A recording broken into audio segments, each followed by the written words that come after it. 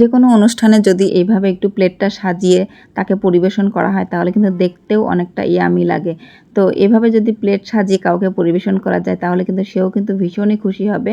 আর বেশি কিছু কিন্তু লাগে না, একদম অল্প অল্প সামান্য কিছু দিয়ে তৈরি করে যদি এইভাবে একটু আয়োজন করে সুন্দরভাবে যদি প্লেটটা সাজানো হয় তাহলে কিন্তু সবাই খুশি হবে।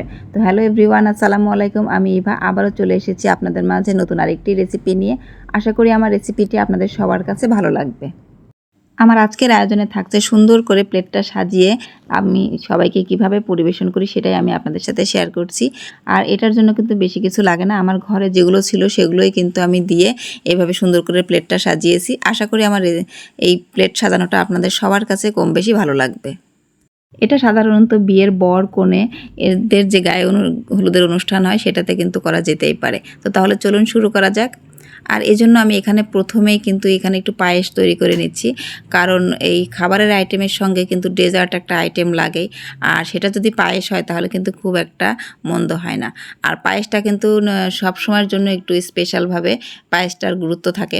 তো সেজন্য আমি এখানে পায়েসটাই বানিয়ে নিচ্ছি। আর এখানে কিন্তু আমি পুরো পায়েসটাই কিন্তু সুন্দরভাবে বানিয়ে নিচ্ছি। আর এই পায়েসের রেসিপিটা যদি আপনারা দেখতে চান তাহলে আমার চ্যানেলে অলরেডি দেওয়া আছে, সেখান থেকে ভিজিট করতে পারেন।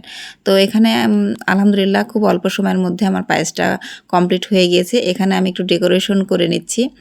তো এখানে বেশি কিছু না, সামান্য ঘরে যা ছিল তাই দিয়ে একটু সুন্দরভাবে ডেকোরেশন করলেই কিন্তু এটা দেখতে খুব অ্যাট্রাকটিভ লাগবে।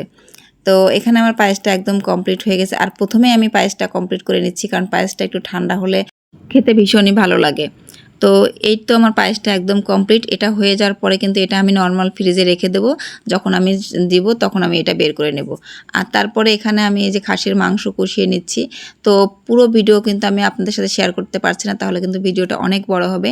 এজন্য খুব অল্প অল্প করে আমি সব কিছুই আপনাদের সাথে তুলে ধরছি। তো এখানে খাসির মাংসটা রান্না অলরেডি কমপ্লিট হয়ে গিয়েছে। তো এবারে আমি মুরগির মাংসটা রান্না করে নিচ্ছি।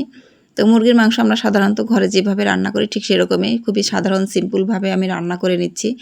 তো এইভাবে কষিয়ে সুন্দরভাবে একটু রান্না করে নিচ্ছি। আর অনেকে চাইলে আরও অনেক আইটেম দিতে পারেন। তো আর এখানে স্পেশালি একটা আস্ত মুরগির রোস্ট করা হচ্ছে, কারণ এই যে প্লেটটা সাজাবো এখানে যদি একটা আস্ত মুরগি রাখা হয় তাহলে কিন্তু প্লেটটার সৌন্দর্য অনেকটাই বেড়ে যায়। তো সেই জন্যই আমি কিন্তু এখানে একটা আস্ত মুরগি করে নিচ্ছি। তো মাশাআল্লাহ এখানে আমার আস্ত মুরগিটা রান্নাও কমপ্লিট হয়ে গেছে। আর এখানে তো প্লেটে একটা মাথা দিতে হবে, আর এই জন্য আমি একটা বড় মাথা এবং কয়েক পিস আমি মাছ নিয়ে নিয়েছি। এখানে রুই মাছ আমি ভুনা করে নিচ্ছি, কারণ প্লেট সাজানোর জন্য এই মাথাটা দিলে কিন্তু ভালো লাগে দেখতে। যে কোনো অনুষ্ঠানে দেখবেন প্লেট সাজাতে গেলে মাথাটা দিলে কিন্তু খুবই ভালো লাগে দেখতে। আর এখানে আমি ছোটো মাছের চচ্চড়ি করেছি এবং ডাউল করেছি। আর ভাজির মধ্যে আমি এখানে রাখছি, এখানে কয়েক রকম ভাজি করব, 3-4 রকমের ভাজি করব। আলু ভাজি করব। এখানে উস্তে নিয়েছি, একটা উস্তের খুবই সামান্য পরিমাণ নিয়েছি, কারণ বেশি একটা লাগবে না। আর এখানে পটল এবং বেগুন এগুলোকে আমি লবণ হলুদ দিয়ে মাখিয়ে রেখেছি। আর এই যে লবণ হলুদ এবং একটু শুকনা মরিচ দিয়েছি আর কি।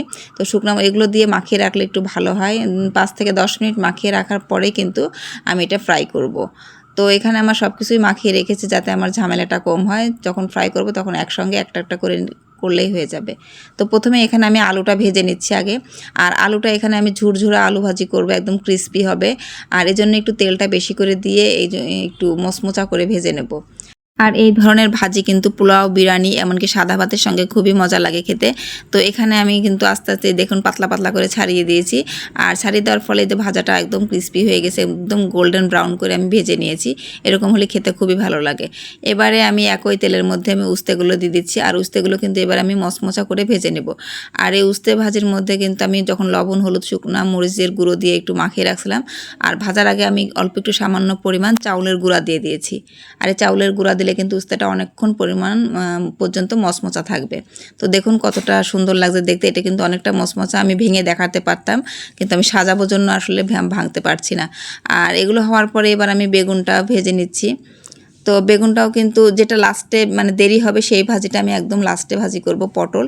আর এজন্য এখানে আমি বেগুনটা আগে ভাজি করে নিচ্ছি। আর বেগুনটা ভাজি হয়ে গেলে কিন্তু আমি একটু এভাবে সাইড দিয়ে উঠিয়ে রাখছি, যাতে বেগুনের মধ্যে যে এক্সট্রা তেল থাকবে সেটা কিন্তু নিচের দিকে ঝরে পড়বে। তো এইবারে এই যে পটলটাকে কিন্তু আমি একটু মিডিয়াম হিটে ভাজবো, কারণ পটলটা কিন্তু একটু সিদ্ধ হতে সময় লাগে। আর যার কারণে একটু টাইম নিয়ে এগুলো ভাজি করে নিতে হবে আর কি।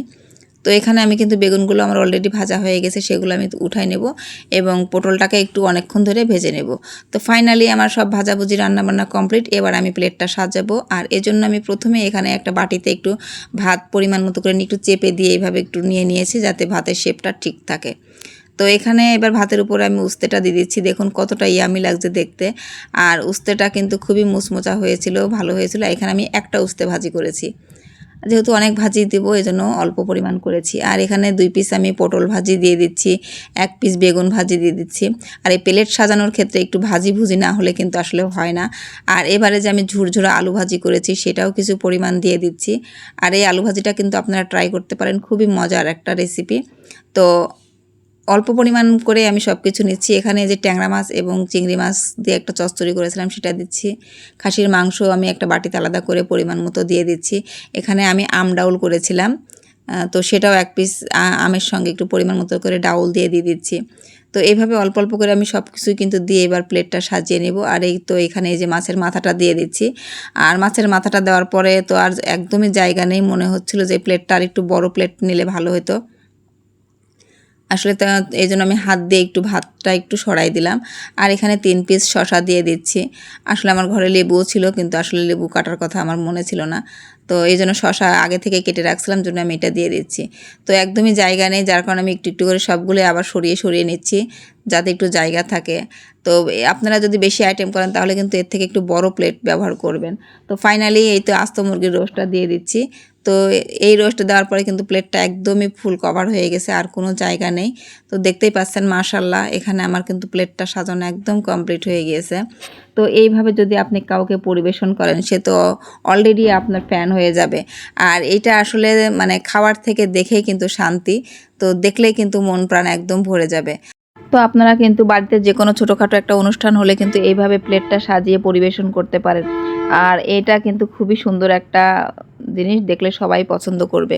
তো মাশাআল্লাহ এখানে আমার প্লেট সাজানো পুরোপুরি কমপ্লিট হয়ে গিয়েছে। যে কোনো বিয়ে, জন্মদিন কিংবা হলুদের অনুষ্ঠানেও কিন্তু এরকম একটা প্লেট সাজিয়ে পরিবেশন করতে পারেন। তো মেইনলি যার জন্য যে অনুষ্ঠানটা হবে তাকে যদি এভাবে একটু পরিবেশন করে দেওয়া যায় তাহলে কিন্তু সে ভীষণই খুশি হবে। আমার এই ভিডিওটি এতক্ষণ যারা দেখছেন তাদেরকে অসংখ্য ধন্যবাদ। আর আমাকে যারা বন্ধু করেছেন তাদেরকেও অসংখ্য অসংখ্য ধন্যবাদ। আর যারা বন্ধু এখনও করেননি তারা প্লিজ আমাকে বন্ধু করে নেবেন এবং সবসময় আমার সাথেই থাকবেন।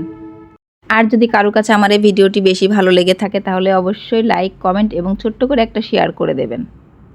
আপনাদের একটা লাইক, কমেন্ট আমাকে সামনের দিকে এগিয়ে নিয়ে যেতে অনেকটাই সাহায্য করবে। তো সবাই অবশ্যই কমেন্ট করে জানাবেন কেমন লেগেছে।